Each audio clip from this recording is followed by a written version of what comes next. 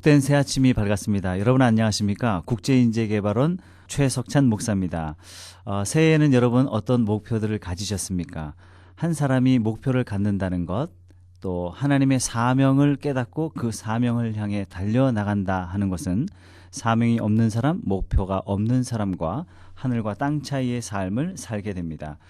미국의 명문대학 예일대학은요, 1953년도 졸업생을 대상으로 매우 흥미있는 설문조사를 실시했습니다. 20년이 지나 1973년도에 53년도 졸업생들이 미국 사회에 대한 기여도를 조사했는데요. 27%의 빈곤층, 60%의 중산층, 10%의 상류층, 3%의 최고위 지도층으로 분류되더라는 겁니다. 도대체 무엇이 이들로 하여금 똑같은 예일대학을 나왔지만 삶을 구분지었는지 조사하기 시작했습니다. 예일대학 교수님들이 조사하면서 깜짝 놀란 사실은 이러한 구분이 피부색이나 집안의 배경이나 성적이 아니라 탁월한 3%들에게는 대학을 졸업할 때 이미 장래에 분명한 목표를 글로 기록해 두었다는 사실을 발견하게 됩니다. 저는 한 몇 년 전에 마크 매코맥의 책 하버드 경영대학원에서도 가르쳐주지 않는 것들이란 책에서 비슷한 조사를 읽을 수 있었는데요. 하버드 대학은 79년도 하버드 경영대학원을 졸업한 학생들에게 명확한 장래 목표를 설정하고 기록한 다음에 그것을 성취하기 위해 계획을 세웠는가라는 질문을 했는데요. 응답자의 3%만이 목표와 계획을 세웠다 이렇게 대답했고요. 13%는 목표는 있지만 종이에 기록하지 않았다라고 했고 나머지 84%는 뭐 특별한 목표 없이 졸업한 다음에 적당히 여름을 즐기겠습니다라고 인터뷰를 했습니다. 10년이 지난 다음에 89년에 하버드 대학은 과거 질문 대상자들을 다시 인터뷰했습니다. 그들의 삶이 확연하게 달라졌는데 B그룹은 C그룹의 평균 연봉의 2배가량 높았고 A그룹 즉 3%는요 BC를 합친 것보다 평균 연봉이 10배 이상 되었다고 합니다. 놀라운 결과죠. 새해를 맞이하면서 하나님이 내게 주신 사명이 무엇이고 그 사명을 글로 표현하는 것이 매우 중요합니다. 김수환 추기경께서 살아계셨을 때 한 번은 서울역에 가서 지나가는 사람들에게 이렇게 물으셨다고 합니다. 어디 가십니까? 이 질문에 많은 사람들이 망설임 없이 모두가 부산 갑니다, 대전 갑니다, 목포 갑니다 이런 대답을 하더라는 겁니다. 그래서 그들에게 연이어 이런 질문을 했다고 합니다. 그렇다면 당신의 인생은 어디로 가고 있습니까?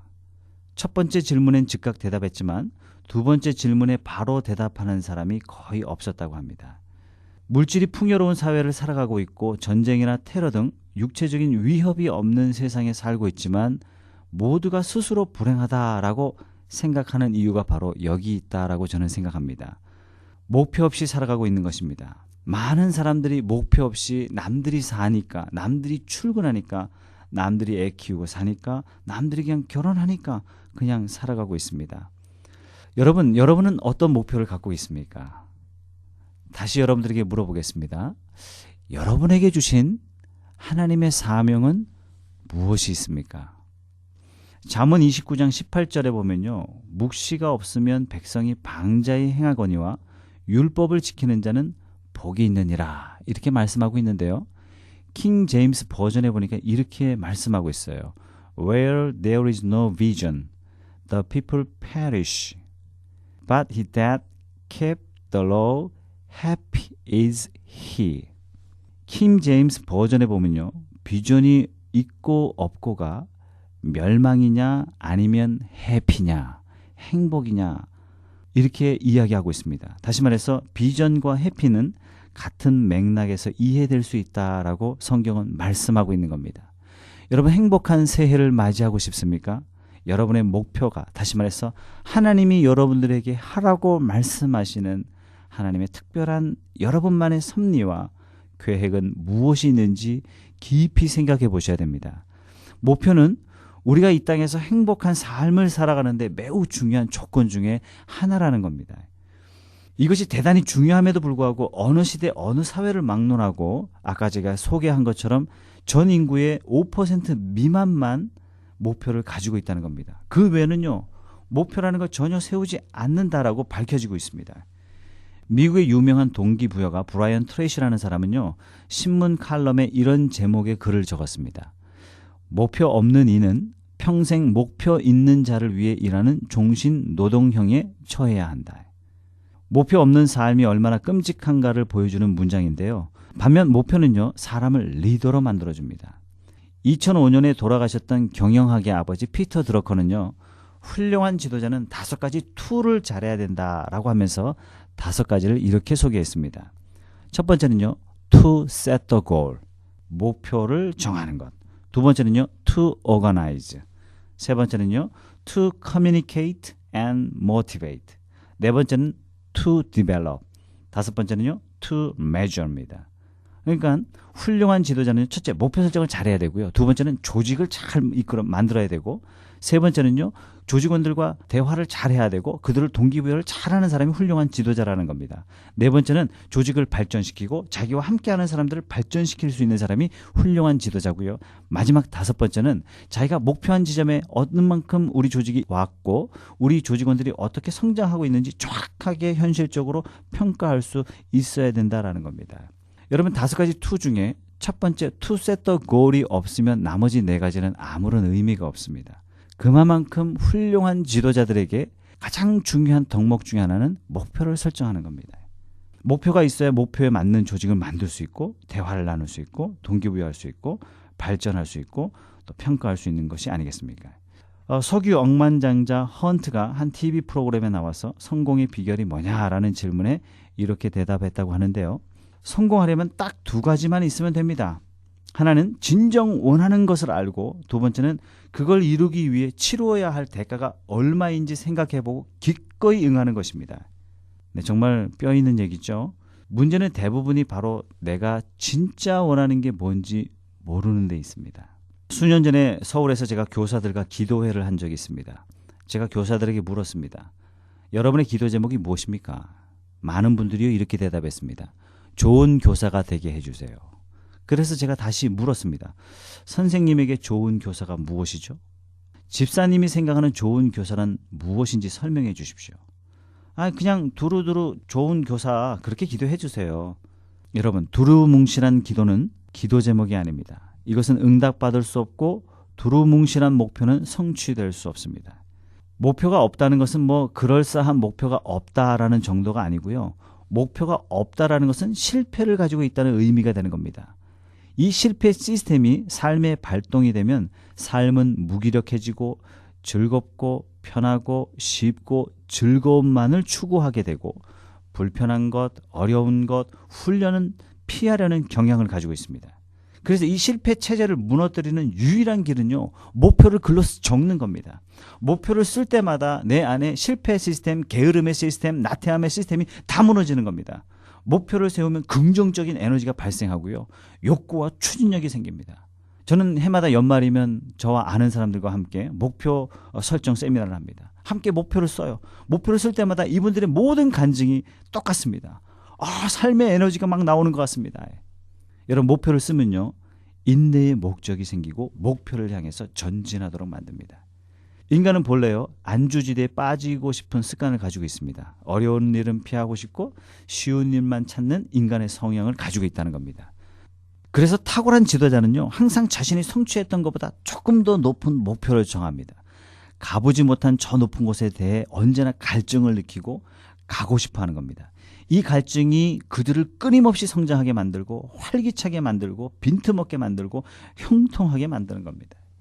인간은 원래 목표 지향적이라서요, 목표가 있을 때 행복하다라고 느끼고요, 뭔가 내가 중요하다라는 그런 생각을 하게 되고요, 내가 살아있다라는 그런 느낌을 갖게 된다고 합니다. 이처럼 인생의 의미와 목적, 방향, 감각, 중요성을 느낄 필요가 있습니다. 자, 그럼 여러분에게 질문 하나 드리겠습니다. 목적, 목표, 사명 굉장히 비슷한데요, 이것들을 각각 구분하시겠습니까? 이것이 저의 인생의 목적입니다. 이럴 때는요, 자신이 궁극적으로 나아가야 할 방향성을 이야기합니다. 잡을 수 없는 것처럼 보이고요. 반면에 목표는 목적을 향해 갈 때 꼭 이루어야 할 것들을 이야기합니다. 그래서 목표는요, 두루뭉실하지 않고 매우 구체적입니다. 잡을 수 있는 것이어야 하고요, 기한이 있어야 됩니다. 숫자로 셀 수가 있어야 됩니다. 예를 들어서 인생의 목적이 뭡니까? 그러면 부자 돼서 뭐 행복한 거요 라고 대답할 수 있습니다. 그럼 목표는 뭡니까? 라고 이야기했을 때 올해 저는 수입이 얼마가 되는 것이 목표입니다. 이렇게 대답할 수 있는 겁니다. 그런데 인생의 목적이 나의 행복을 넘어서 나의 즐거움과 나의 유익을 뛰어넘어서 하나님의 뜻, 하나님의 부르심에 일치하면, 다시 말해서 나의 목적을 버리고 하나님의 목적을 내가 받아들이게 되면 이게 뭐냐면 사명이 되는 겁니다. 그래서 사명을 한문으로 목숨명, 심부름사 이렇게 사용합니다. 평생을 목숨 걸고 심부름해야 하는 일, 그분의 일, 그분이 저에게 주신 일, 사명이 되는 겁니다. 인류의 대단한 사람들, 즉 자기의 목적을 이루기 위해서 살다간 사람들이 굉장히 많습니다. 위대하다고 말하는 대부분의 사람들은 자신의 목적을 버리고 하나님의 소명을 따라 하나님의 목적을 이루며 산 사람들이라는 사실을 여러분 잊지 마시기 바랍니다. 여러분들에게 다시 한번 여쭤보겠습니다. 여러분의 목표는 무엇입니까? 2010년 여러분은 어떤 목표를 세우셨습니까? 저는 2009년이 저물어가는 그때 가족들과 함께 목표를 기록하는 시간이 있었습니다. 목표를 기록하다 보니까 A4 5장이 넘어가더라고요. 저희 아이들도 마찬가지였고요. 제 아내도 마찬가지였습니다. 여러분, 많은 사람들이 목표 없이 살아가고 있습니다. 지금도 늦지 않았습니다. 여러분도 목표를 세우시기 바랍니다. 왜 많은 사람들이 목표 없이 살아갈까요? 인류의 93% 이상, 95% 이상 목표 없이 산다 그랬는데 왜 많은 사람들이 목표 없이 살아갈까요? 첫 번째 이유는요, 목표의 중요성을 잘 모르기 때문입니다. 목표의 중요성을 인식하지 못하기 때문에 사람들은 목표를 기록하지 않습니다. 우리는 모두 교육의 산물이죠. 부모, 형제, 자매, 친구, 가족의 영향력에 의한 산물입니다. 우리 주변에 목표가 중요하다고 말하는 사람이 없습니다. 안타깝게도 미취학전 너는 커서 뭐 될 거야? 라고 물어나 봤는데 이제는 목표를 묻지 않습니다. 단지 어떤 대학 갈 거야? 어디 취직할 거야만 존재합니다. 그러니까 우리 사회가 대학과 취업이 지상 최대의 과제요, 목표가 되어버렸습니다. 그러니까 대학만 가면, 취직만 하면 더 이상 인생의 목표를 물어보지 않습니다. 그러니까 인생의 목표란 오직 대학 가기 위해서만, 취직하기 위해서만 존재하게 되는 겁니다. 그 다음은 흥청망청 누리기만 하면 되는 겁니다. 그래서 우리나라 대학생들의 매너리즘이, 우울증이, 무기력이 전 세계 최고라고 하지 않습니까? 자녀들에게 어렸을 때부터 가치 있고 현실적인 목표를 세우도록 도와주고 그 목표를 이루기 위해 가능한 격려를 아끼지 않는 일이야말로 자녀들을 위해 할 수 있는 최고의 일인 것입니다. 목표를 세우지 않는 두 번째 이유는요, 방법을 잘 모르기 때문입니다. 모두 목표 설정이 필요하다, 목표 설정이 중요하다, 또 목표를 세워야 한다, 또 목표를 세워야 하는 시스템 다이어리들이 우리 주변에 넘치고 있지만 이런 말은 무성한데 사실상 구체적인 방법을 잘 모릅니다. 그래서 저는 이 시간을 통해서 지금까지 소개된 어떤 방법론보다도 뛰어난 목표 설정 방법을 여러분들에게 소개하려고 합니다. 아마 그 어떤 방법보다 훨씬 뛰어난 방법이 될 수 있을 거라고 저는 확신합니다. 우리는 보통 12년에서 한 15년 동안 교육을 계속 받습니다. 그런데 목표를 어떻게 세우는지에 관계해서 우리가 수업을 들어본 적이 사실상 한 번도 없습니다.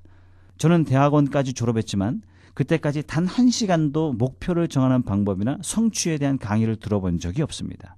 하나님 앞에 의미 있는 삶을 살기 위해서 사명이 무엇인지 생각해보고 그 사명에 맞추어서 2010년을 계획해보거나 새해를 계획해보라고 이야기 들어본 적이 한 번도 없습니다. 그러나 오늘 그 구체적인 방법을 여러분들에게 소개하겠습니다. 잠시 기다려 주시기 바랍니다.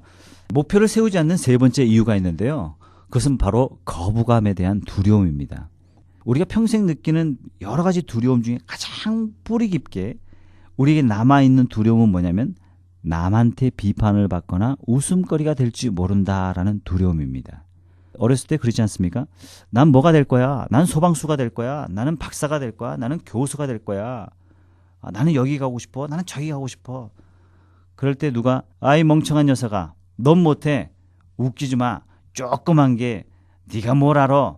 라고 무시하면요 어릴 때부터 이런 걸 배우게 되는 겁니다. 목표라는 게 지금보다 큰 걸 바라면 나한테 가장 중요한 사람들이 나를 비판하고 비웃는다. 그럼 기분이 나빠진다.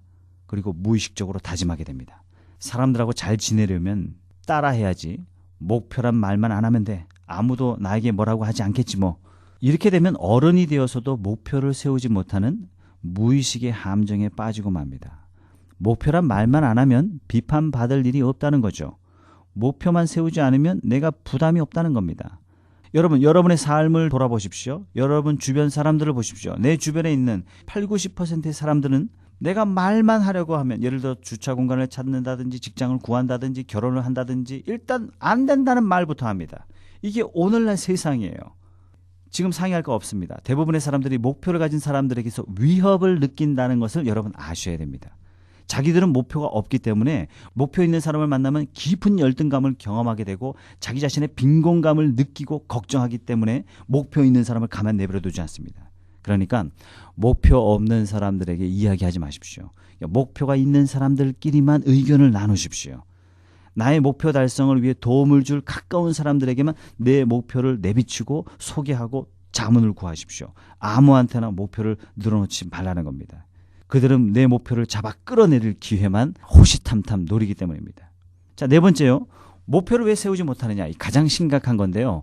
목표를 세우지 못하는 가장 심각한 이유 중에 하나가 뭐냐면 두려움입니다. 인생에서 실패하는 가장 큰 이유는 바로 실패에 대한 두려움 때문이죠. 난 못해. 돈 잃으면 어떡할까? 시간만 없애버리는 거 아니야? 난 못해. 난 못할 거야. 안 돼. 안 될 거야. 이런 식의 두려움인데요. 두려움 때문에 긴장과 스트레스, 가슴이 두근거리고 소화불량이 생깁니다. 뒷골이 땡기는 걸 경험합니다. 이 실패의 두려움이 바로 낮은 성취도의 주범이고요. 내가 이 사회에 힘차게 나가지 못하도록 잡아 끌어들이는 가장 강력한 주범인데요. 실패의 두려움은요, 시도조차 못하게 뒤에서 붙잡는 겁니다. 여러분, 왜 실패를 두려워하죠? 이거는요, 실패를 이해를 잘 못하기 때문입니다. 다시 말해서 핵심을 놓치고 있는 거예요. 이 핵심만 잘 이해하면 여러분의 태도가 확 달라집니다. 바로 실패 없는 성공은 없다. 여러분, 에디슨이 그런 얘기 하지 않았습니까? 실패는 성공의 어머니다. 우리가 이런 말을 줄줄 외우기는 하지만 삶에 적용하기란 사실상 쉽지 않죠. 그러나 우리는 이 사실을 받아들이는 겁니다. 실패야말로 형통으로 가는 필수 조건이다. 여러분, 성경을 읽어보면 하나님이 실패의 과정을 통해서 하나님의 리더를 세우신다는 사실을 우리는 확인할 수 있습니다. 반대로 실패를 회피하면 목표로 갈 수 없습니다. 어떠한 목표도 실패 없이 이룰 수 있는 건 하나도 없습니다. 시행착오의 연속, 난관, 실망, 모든 좌절을 겪으면서 이 상황에서 내가 할 수 있는 게 뭐지? 라고 하면서 배우는 겁니다. 이 상황에서 하나님이 내게 말씀하는 것이 도대체 뭐지? 라고 깨닫는 겁니다. 뭔가 잘못될 때마다 왜 이런 일이 생겼을까?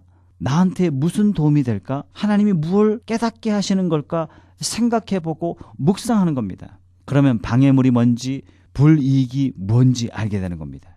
여러분, IBM을 설립한 토마스 와트스는 한 청년이 어떻게 하면 성공할 수 있습니까? 라는 이 질문에 대해서 주저하지 않고 이렇게 대답했다 그럽니다. 실패율을 2배로 늘리십시오.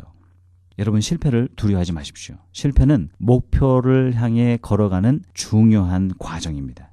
몇 명의 일화를 접하면서 왜 실패가 목표로 가는 정상적인 길인지 이해하게 되는데요. 여러분, 토마스 에디슨은 역사에 남을 정도로 가장 많은 실패를 경험했던 분입니다. 평생 동안 미국 특허청에 1052개의 특허를 냈고요. 1000가지가 넘는 물건을 발명했고 상업적으로도 성공했을 뿐만 아니라 큰 돈을 벌기도 했던 사람인 동시에 발명 역사상 가장 많은 실패를 기록한 사람으로도 유명합니다.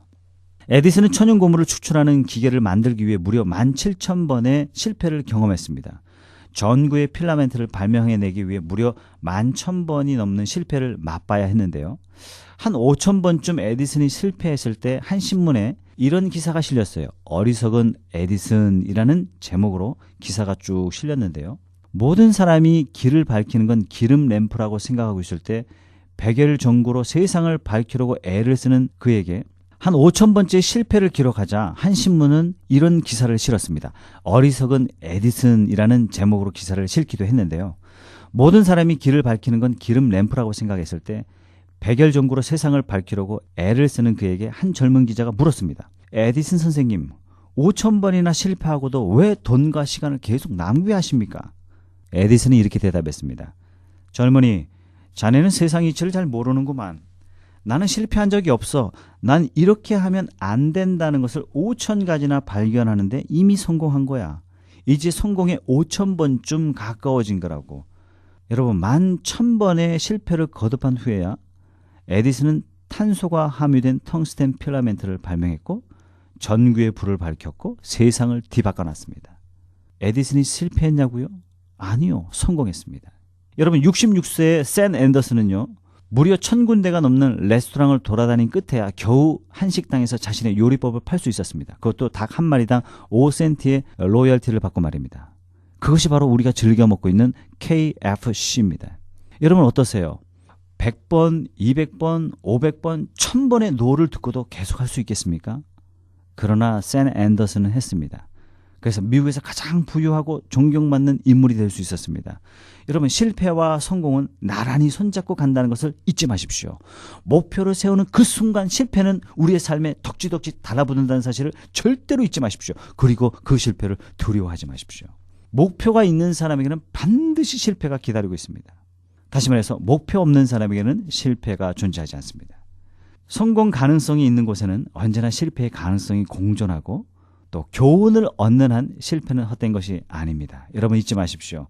교훈을 얻기 위해, 경험을 쌓기 위해, 위대한 성공을 위해서는 실패는 하루라도 빨리 경험할수록 좋다. 이제 새해에는 여러분의 패러다임을 바꾸십시오. 실패 오라, 내가 경험하겠노라. 여러분, 실패를 하면 할수록, 실수를 하면 할수록 넘어져도 교훈을 얻고 일어나는 횟수가 많으면 많을수록 목표는 점점 더 가까워진다는 사실을 기억하시기 바랍니다. 자, 그럼 목표 설정으로 들어가겠는데요. 목표를 설정하는 가장 중요한 5가지 원리를 여러분들에게 소개하겠습니다. 첫 번째는요, 하나님께서 나에게 주신 달란트는 무엇인가 생각하는 겁니다. 누구에게나 독특한 은사, 달란트를 주셨습니다. 나와 전혀 다른 은사와 달란트를 목표로 세운다면 내가 경험하는 것은 할 수 없다라는 좌절감밖에 들지 않겠죠. 그러나 하나님은 각자에게 특별한 은사와 달란트를 주셨는데 그 은사와 달란트에 맞게 목표를 설정하면 목표를 성취하는 자부심을 경험하게 됩니다. 그 각자에게 주신 은사와 달란트를 다른 말로 우수 영역이라고도 하는데요. 저마다 뛰어난 우수 영역을 다 가지고 있습니다.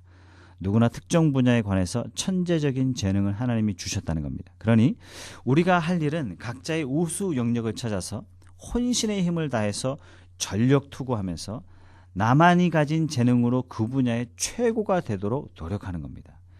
이 우수 영역을 찾으려면 3가지가 있어야 되는데 첫째는 관심이 있어야 됩니다. 다시 말해서 나의 관심을 끄는 분야는 바로 나의 우수 분야일 가능성이 많다는 겁니다. 어떤 책을 좋아하시죠? 뭐에 대해서 이야기하고 싶어 하십니까? 여러분, 생각하면 할수록 즐거운 일이 있죠. 어떤 공부를 하면 행복하고 즐겁습니까? 시간 가는 줄 모릅니까? 뭐에 대해서 더 알고 싶어 하나요? 이거 관심 분야입니다. 여기에 여러분들이 목표를 세우시면 됩니다. 다음은요, 흥미입니다. 무엇에 흥미가 있죠? 지금까지 가장 매혹적인 일은 무엇이었습니까? 때로는 이미 우리 내부에 흥미를 느끼게끔 입력되어 있는 나를 끌어당기는 것이 있습니다. 여러분, 그것을 찾으시기 바랍니다. 마지막으로요, 몰두입니다. 여러분, 어떤 일을 하면 몰두하게 되나요? 무슨 일을 할 때, 무슨 생각을 할 때 옆에서 시끄러운 소리가 있음에도 불구하고 아주 집중해서 하는 그 일이 있죠. 뭐에 대한 책을 읽을 때 완전히 몰두하게 됩니까? 여러분, 관심, 흥미, 몰두, 이 3가지가 나의 우수 영역을 찾는 열쇠가 되는 것입니다. 사는 동안 가장 큰 책임이 있다면 이 우수 영역을 찾는 일이죠. 우리 자녀들에게 부모가 해줄 수 있는 가장 중요한 책임 중에 하나가 뭐냐면 하나님이 이 아이들에게 주신 은사와 달란트를 개발시켜주는 겁니다. 찾아주는 겁니다. 이걸 찾아내 헌신하기 전까지 내 안에 있는 수많은 하나님이 주신 능력들이 10분 발휘될 수가 없습니다. 누구나 다 우수 영역이 있습니다. 목표를 설정하는데 그 다음 중요한 것은 다이아몬드 밭 이론입니다. 다이아몬드 밭 이론이란 아프리카로 다이아몬드를 찾아 떠난 한 농부의 이야기에서 나온 건데요. 한 농부가 아프리카를 지나는 길목에서 주막을 운영하고 있었는데 많은 사람들이 아프리카로 여행을 떠나는 겁니다.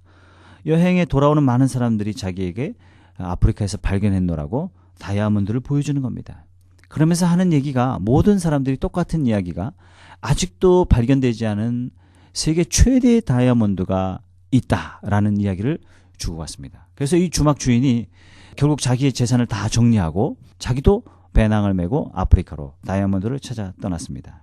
찾아 떠난 이 농부가 돈이 다 떨어지자 외롭고 초라하게 죽고 말았습니다. 그런데 그의 전답을 산 사람은 그 땅에서 세계 최대의 다이아몬드를 찾아낸 것입니다.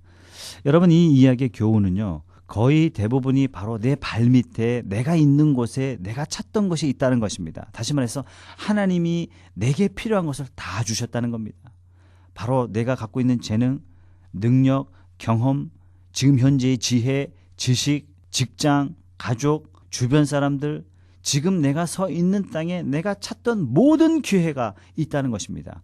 하나님이 최적의 것을 내게 주셨다는 겁니다. 멀리 갈 것도 없고 다른 나라에 찾아갈 필요도 없습니다. 그냥 내 다이아몬드 밭을 일구시면 됩니다. 아시겠지만 다이아몬드 원석은 그냥 보면 전혀 보석처럼 보이지 않습니다. 다이아몬드 밭을 찾으려면 내 발밑을 잘 살펴봐야 됩니다. 나의 우수 영역인 나만의 재능이 있는 겁니다.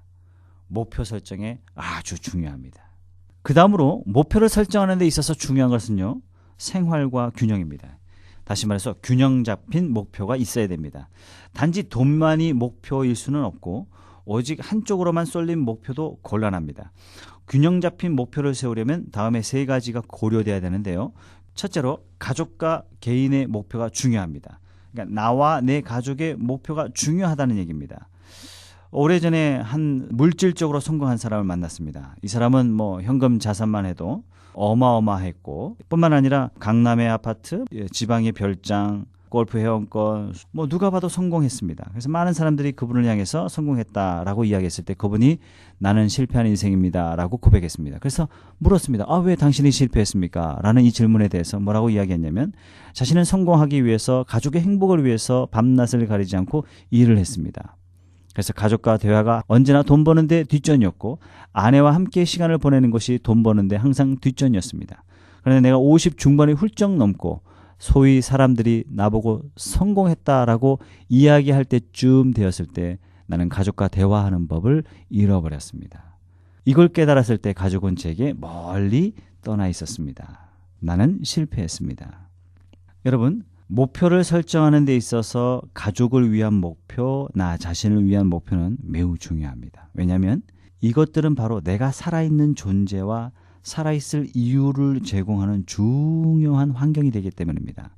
내가 사는 첫 번째 이유가 뭐냐면 가족이고 내 개인에 허락하신 하나님의 사명입니다. 삶에 있어서의 의미와 기쁨을 주는 중요한 사람들입니다. 다른 데서 할 수 없는 희생이 가능한 곳입니다. 두 번째는요, 여러분들이 경험하고 있는 사업과 경영 면에서 목표를 세우셔야 됩니다. 2010년도 여러분의 사업, 직장에서의 목표는 무엇입니까? 즉 사회의 생산 일원으로서 나의 잠재 능력을 드러내는 것입니다. 그리고 인류에 기여하는 방법이 될 수 있습니다. 2010년의 목표들을 쭉 설정하시는데 개인 가족의 목표뿐만 아니라 사업과 경영면에 있어서 나는 어떤 목표를 균형 있게 세워야 되는지 생각해 보시기 바랍니다. 직분을 따라서 목표를 세우면 되겠죠. 세 번째는요, 자기 개발의 목표입니다. 자기 개발이란 나만의 내가 주도하는 프로젝트 그런 것 같은 겁니다. 나란 존재는 하나님이 주신 무한한 능력들이 가지고 있기 때문에 이것들을 끊임없이 개발해야 됩니다. 개발하면 할수록 하나님이 주신 능력들을 경험하게 되고 하나님이 동행하심이 경험되어지고 개발하면 할수록 더 많은 사람들을 위해 내가 쓰임받을 수 있다는 사실을 경험하게 됩니다. 자, 올해 2010년도 여러분들이 어떠한 부분에 자기 개발을 할지 서너 가지 목표를 세우시기 바랍니다. 자기 개발은 내가 이 땅을 살아가는데 하나의 일종의 수단이 될 수 있습니다. 자, 마지막으로요. 목표를 설정하는 데 있어서 중요한 것 중에 하나가 뭐냐면 주된 절대적인 목적이 있어야 됩니다. 주된 절대적인 목적이란 바로 인생의 사명을 이야기합니다. 하나님이 왜 나를 구원하셨습니까? 왜 나를 이 땅에 두셨습니까? 사랑하니까요. 이렇게 쉽게 대답하지 마십시오. 여러분이 이 땅에 살아 있어야 할 이유가 무엇입니까? 바로 이 질문에 답할 수 있는 궁극적인 그것을 요구하는 겁니다. 수많은 연구를 통해서 우리 주변을 둘러봐도 마찬가지인데요. 높은 성취력, 수행 능력을 가진 사람 혹은 이 사회에 커다란 영향력을 끼치는 사람들의 한 가지 공통점이 있는데 이 사람들의 공통점은 뭐냐면 주된 절대적인 목적을 가지고 있다는 겁니다. 하나의 목표, 하나의 임무, 다른 기타 목표들을 움직이는 여러 목표들을 움직이는 원동력이 되는 주된 목적이 있습니다. 누군가 한밤중에 자고 있는 나를 흔들어 깨워서 당신의 주된 절대적인 목적이 뭡니까? 라고 말하면 그냥 입 밖에서 툭 튀어나오는 그런 거 말입니다. 살아가는 데 있어서의 방향과 목적이 되어주는 겁니다. 내가 청지기로서 일생 하나님 앞에 나아가야 할 궁극적인 사명을 이야기하는 겁니다. 사랑하는 여러분, 올해는요 희망찬 새해가 밝았는데 여러분의 목적이 무엇인지 한번 생각해 보십시오. 이 목적을 문장으로 쭉 기록하면 사명선언서가 됩니다. 이 사명선언서에 따라서 2010년도 나는 어떠한 목표들을 하나님 앞에 기록하며 이 목표들을 이루며 살까 생각해 보시기 바랍니다. 여러분 목표를 기록하실 때요 그냥 백지 한 장 딱 꺼내 놓으시고 목표, 나 자신에 대한 목표는 무엇이 있는가? 우리 가족을 위한 목표는 무엇이 있는가? 가족끼리 읽어야 할 성경 묵상? 이런 것도 중요한 목표가 될 수 있습니다. 여러분 업무상, 경력상의 목표가 무엇인지 생각해 보십시오. 저는 개인적으로 목사로서의 목표가 있고요. 국제인재개발을 섬기는 대표자로서의 목표가 있고요. 또 교수로서 목표가 있습니다. 또 강사로서의 목표가 있습니다. 또 방송을 하는 사람으로서의 목표가 있습니다. 이런 여러 가지 목표들이 떠오를 것입니다. 그런 목표들을 그냥 기록하시면 됩니다. 그 다음에 자기개발의 목표를 두시는데요. 여러 가지 자기개발의 목표가 있습니다. 신앙생활의 개발도 자기개발의 목표 중에 여러 가지가 있습니다. 어떤 프로그램에 참여하겠다, 언제까지 수료증을 꼭 받겠다, 성경을 어디까지 읽겠다, 몇 번을 읽겠다, 기도생활을 어떻게 하겠다, 전도를 잘하겠다 이렇게 하지 마시고요. 몇 명 누구누구를 2010년도 전도하겠다라고 분명하게 기록하시기 바랍니다. 그리고 기록하신 모든 종이들을요. 새해 아침부터 여러분 손을 얹고 안수하며 기도하십시오. 하나님 앞에 이런 목표들을 세웠습니다. 이 목표들 중에 거룩하지 못한 것, 혹시 나의 유익과 나의 즐거움을 위한 목표가 있다면 하나님 깨닫게 하셔서 목표들을 제거해 주시고 하나님 아직도 생각하지 못한 거룩한 목표가 있다면 나로 하여금 생각하게 하셔서 목표를 설정하게 하시고 이 목표를 글로 표현하게 하시고 이 목표를 볼 때마다 이 목표를 통해서 하나님 앞에 기도하며 나아갈 수 있도록 도와주시옵소서. 이렇게 여러분 기도하시기 바랍니다. 하나님 2010년도는 어떠한 해보다도 하나님이 주신 이 목표들을 한 걸음 한 걸음 성취해 나가며 이 목표들 때문에 이 목표를 통해서 하나님을 기쁘시게 하고 이 목표 때문에 하나님께 한 발짝 한 발짝 더 가까이 나아가는 멋진 하나가 되게 해달라고 여러분 기도하시기 바랍니다. 어느 해보다도 2010년이 여러분에게 희망찬 새해가 되기를 소망합니다. 하나님이 여러분을 부르신 목적은 무엇입니까?